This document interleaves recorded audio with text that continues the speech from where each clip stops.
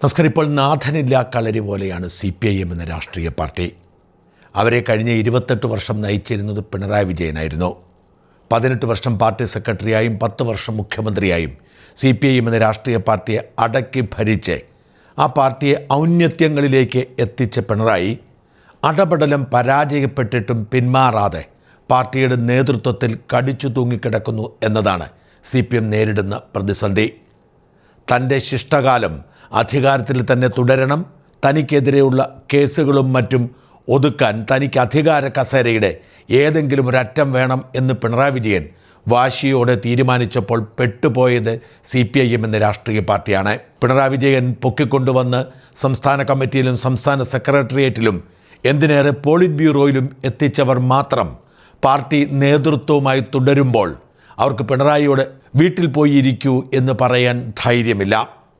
അതുകൊണ്ട് തന്നെ സംസ്ഥാന കമ്മിറ്റിയും സംസ്ഥാന സെക്രട്ടേറിയറ്റും പോളിറ്റ് ബ്യൂറോയുമൊക്കെ പിണറായി സ്തുതികൾ തുടരുന്നു, പിണറായി തന്നെ നയിക്കട്ടെ എന്ന് പറയുന്നു. എന്നാൽ പിണറായിയുടെ ആനുകൂല്യം കൈപ്പറ്റാത്ത സാധാരണ സഖാക്കൾ പറയുന്നു, പിണറായി വീട്ടിലിരുന്നില്ലെങ്കിൽ ഇനി പാർട്ടി ഉണ്ടാവില്ല. ഒരു തെരഞ്ഞെടുപ്പ് തോൽവി CPMനെ സംബന്ധിച്ചിടത്തോളം പുതിയ കാര്യമല്ല. അതിനെ അതിജീവിക്കാനുള്ള സമരവീര്യമൊക്കെ CPMനുണ്ട്. എന്നാൽ അതിന് നേതൃത്വം കൊടുക്കാൻ ഉശിരുള്ള ജനപിന്തുണയുള്ള നേതാവ് വേണം. അങ്ങനെയൊരു നേതാവ് വരുന്നില്ലെങ്കിൽ ഭാര്യമാരുടെയും മക്കളുടെയും ചാർച്ചക്കാരുടെയും മാത്രം കാര്യം നോക്കുന്ന നേതൃനിര തുടർന്നാൽ സമരം ചെയ്യാൻ ആരെയും കിട്ടില്ല. കഴിഞ്ഞ 10 വർഷം സമരം ചെയ്യാതിരുന്നത് കൊണ്ട് തന്നെ സഖാക്കൾ സമരം ചെയ്യാൻ മറന്നുപോയി. ഇനി വേണ്ടത് സഭയ്ക്കകത്തും പുറത്തും ശക്തമായ സമരവും പ്രതികരണങ്ങളുമാണ്. അതിനു വേണ്ടത് നവനേതൃത്വം. ഇക്കാര്യത്തിൽ ഒരു വിട്ടുവീഴ്ചയുമില്ലാത്ത നിലപാടിലേക്ക് സാധാരണ പാർട്ടി പ്രവർത്തകർ മാറുമ്പോൾ പാർട്ടി അക്ഷരാർത്ഥത്തിൽ വെള്ളം കുടിക്കുന്നു. പിണറായി ആജ്ഞാപിക്കുന്നത് പോലെ മാത്രം തുടരുന്ന അതേ രീതിയിൽ തുടരാനാണ് പിണറായി ഇപ്പോഴും ശ്രമിക്കുന്നത്. മറുത്തൊരു വാക്ക് പറയാൻ പാർട്ടിയിലെ ഒരു നേതാവിനും ധൈര്യമില്ല. ആത്മാർത്ഥമായി പാർട്ടിയെ സ്നേഹിച്ചവരൊക്കെ പടിപടിയായി പാർട്ടി വിട്ടുപോയി. ഇപ്പോൾ നല്ല കമ്മ്യൂണിസ്റ്റുകളുടെ ഒരു ഐക്യമുണ്ടാക്കാനുള്ള നീക്കം ആരംഭിച്ചിട്ടുണ്ട്. Taliparamba MLA KT ഗോവിന്ദനും Payyanur MLA കുഞ്ഞികൃഷ്ണനും Ambalappuzha MLA G സുധാകരനും വടകര MLA KK രമയും മന്ത്രി CP ജോണുമൊക്കെ ഒരുമിച്ച് കമ്മ്യൂണിസത്തെ തിരിച്ചു പിടിക്കാനുള്ള നീക്കമാണ്. ഒരു മന്ത്രി ഉൾപ്പെടെ 5 പേരാണ് UDFൻ്റെ പാനലിൽ ഇപ്പോൾ ഇടതുപക്ഷക്കാരായി ജയിച്ചു വന്നിരിക്കുന്നത്. ഒപ്പം RSPയുടെ 3 പേരുമുണ്ട്. ഇവരൊക്കെ ഒരു നവ കമ്മ്യൂണിസ്റ്റ് കൂട്ടായ്മയ്ക്ക് ഒരുങ്ങുകയാണ്. CPIM എന്ന രാഷ്ട്രീയ പാർട്ടിയെ ഇല്ലാതാക്കിക്കൊണ്ട് പിണറായിസ്റ്റ് ആധിപത്യം തുടർന്നാൽ കമ്മ്യൂണിസം ഉയർത്തിപ്പിടിക്കാൻ ഞങ്ങൾ വേണ്ടിവരും, ജനാധിപത്യ ബോധം നഷ്ടപ്പെടാത്ത കമ്മ്യൂണിസം നമ്മൾ ഉയർത്തും എന്നാണ് ഇവർ നിലപാടെടുക്കുന്നത്. ഈ നിലപാട് പാർട്ടി അണികൾക്കിടയിൽ ശക്തി പ്രാപിച്ചു വരുന്നു. പിണറായി ഇറങ്ങിപ്പോയില്ലെങ്കിൽ CPIMൻ്റെ ഭാവി ഇല്ലാതാകും എന്ന് ആശങ്കപ്പെടുന്നവരുടെ എണ്ണം പെരുകി വരുന്നു.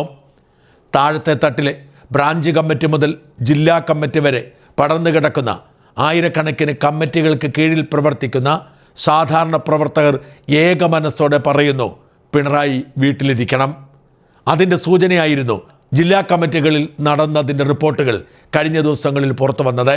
1-2 സംസ്ഥാന സെക്രട്ടേറിയറ്റ് അംഗങ്ങളുടെ സാന്നിധ്യത്തിലാണ് ജില്ലാ കമ്മിറ്റികൾ ചേർന്നത്. ഒട്ടുമിക്ക ജില്ലാ കമ്മിറ്റികളും പിണറായിക്കെതിരെയും ഗോവിന്ദനെതിരെയും നിലപാടെടുത്തു. പിണറായി നേതൃസ്ഥാനം ഏറ്റെടുക്കരുത്, ഗോവിന്ദൻ പാർട്ടി സംസ്ഥാന സെക്രട്ടറി പദവി ഒഴിയണം.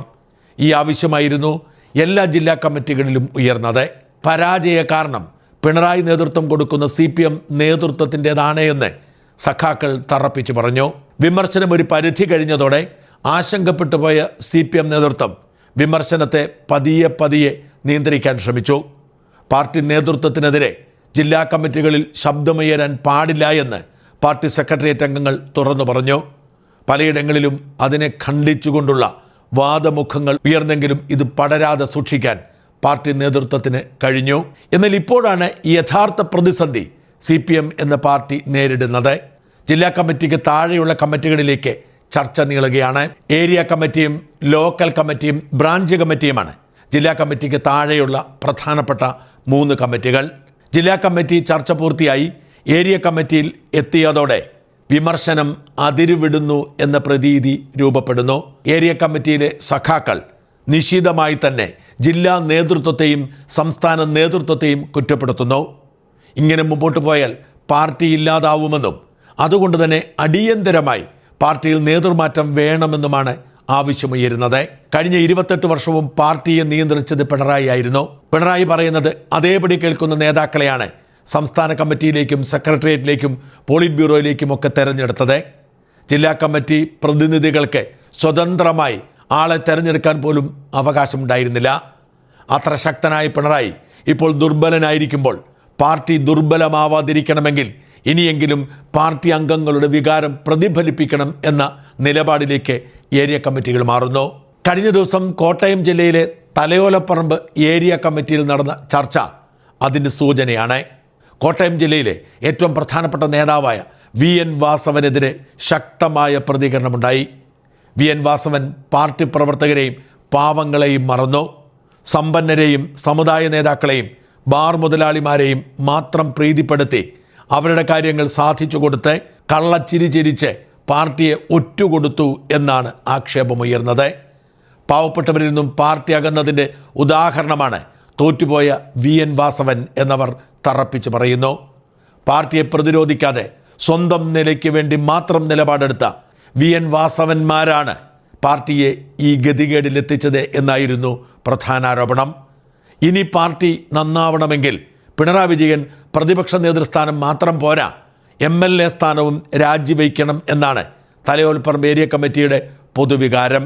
ആദ്യത്തെ 6 റൗണ്ടിൽ പിന്നിൽ പോയ പിണറായി വിജയൻ പാർട്ടി ഗ്രാമങ്ങളിൽ പോലും വോട്ട് നേടാതെ തോൽവിയുടെ വക്കിലെത്തി പരാജയപ്പെട്ടത് ചെറുതായി കാണരുത്. സ്വന്തം നാട്ടിൽ പിണറായിയെ വേണ്ടെങ്കിൽ പിന്നെ പാർട്ടിക്ക് എന്തിന് പിണറായിയെ വേണം? അതുകൊണ്ട് തന്നെ പിണറായി MLA സ്ഥാനം രാജിവയ്ക്കണമെന്നാണ് ഒരു പ്രതിനിധി ആവശ്യപ്പെട്ടത്. പകരം ധർമ്മടത്തെ KK ശൈലജ ടീച്ചറെ മത്സരിപ്പിക്കണം. ശൈലജ ടീച്ചർ ജയിച്ചു വരുമ്പോൾ ടീച്ചറിനെ പ്രതിപക്ഷ നേതൃസ്ഥാനം ഏൽപ്പിക്കണം. പിണറായി മാറിക്കൊടുത്ത് ശൈലജ പ്രതിപക്ഷ നേതാവായാൽ മാത്രമേ CPMന് ഇനി രക്ഷയുള്ളൂ. അങ്ങനെ മാത്രമേ പാർട്ടിയെ കൈപിടിച്ചുയർത്താൻ കഴിയൂ.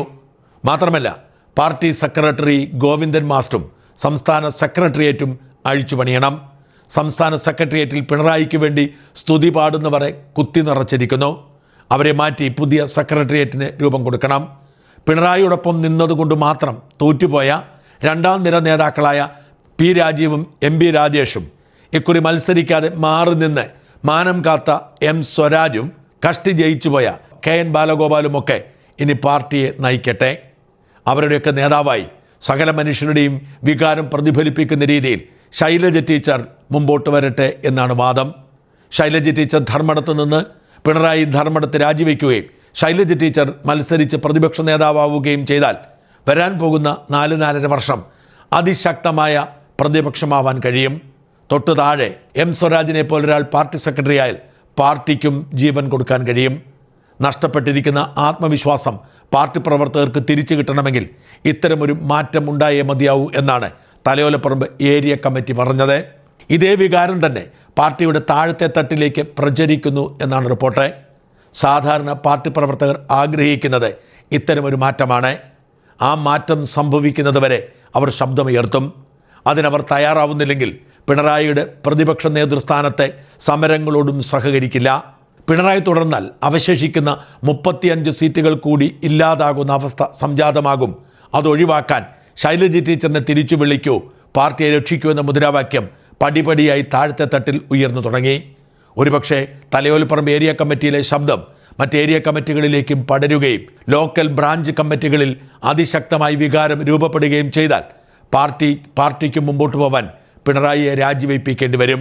മനസ്സോടെ പിണറായിക്ക് ഇപ്പോഴുള്ള ക്യാബിനറ്റ് പദവി ഒഴിഞ്ഞ് വീട്ടിൽ പോയി ഇരിക്കേണ്ടി വരും.